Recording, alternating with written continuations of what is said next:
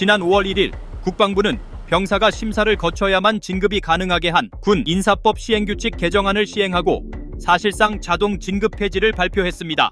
그 계급에 부합하는 전투 기술, 개인 역량 이건 반드시 갖춰야 됩니다. 그래서 그걸 갖춘 병사들에게 합당한 계급을 부여하는 것이라 지극히 정상적이고 합리적인 조치입니다. 기존 방침에서는 최대 2개월까지만 진급 누락이 가능했지만 진급이 누락된 병사가 일병에 머무를 경우 전역하는 달에 1일의 상병, 전역 당일에 병장으로 진급하도록 규정한 건데 자칫 일병만 15개월 동안 복무하는 상황이 벌어질 수도 있어 논란입니다. 현역 군인들은 큰 난색을 표했습니다. 오고 싶어서 온 것도 아닌데 굳이 그렇게 해야 되나 싶기도 하고 죽보가 꼬인다거나 하는 그런 문제도 생길 수 있을 것 같습니다. 병사들 사이에서는 좀 안 좋은 부분들이 얘기가 많이 나오는 것 같아요. 개인 정비 시간을 많이 보장받지 못하는 경우에는 체력 단련할 시간이 부족할 수밖에 없는데 똑같은 기준으로 심사를 보는 건 좀 힘들지 않을까 하는 생각도 듭니다. 곧 입대를 앞둔 이병 대상자들도 개편된 제도에 대해 우려 섞인 목소리를 내놓았습니다. 신체적으로 못 따라오는 사람도 있을 수도 있고 한데 능력주의대로 하면 좀 불공평하지 않을까 싶어요. 제가 만약에 진급이 되지 못하면 이제 뭔가 약간 보이지 않는 차별이 있을 수도 있고 상대적인 박탈감이 있을 수도 있다고 생각해서 그런 부분에서 좀 아쉽다고 생각했어요. 반면 이런 걱정은 과하다며 이 제도에 대한 긍정적인 측면의 효과를 기대하기도 합니다. 달리 생각하면 뭐냐면요.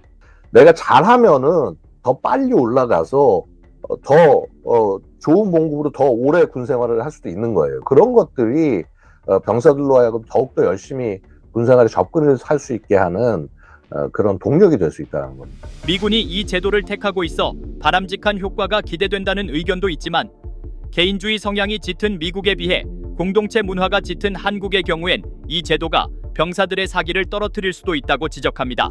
미군은 이제 병사도 마찬가지로 이 능력 위주의 진급제를 사실은 채택을 하고 있습니다. 다만 차이점이라고 한다면은 미군은 모병제고요. 우리는 이제 징병제라는 그 차이점에서 접근을 해야 됩니다. 2016년 이후로 확연히 오른 병사들의 월급에 인건비 절감을 위한 방책이 아니냐는 비판의 목소리도 이어지고 있습니다.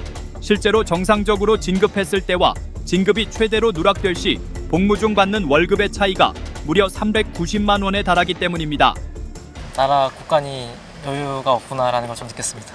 월급도 사실 진급이 될수록 기하급수적으로 차이가 나는데 그 부분에서도 좀 안타까움이 크다고 생각합니다.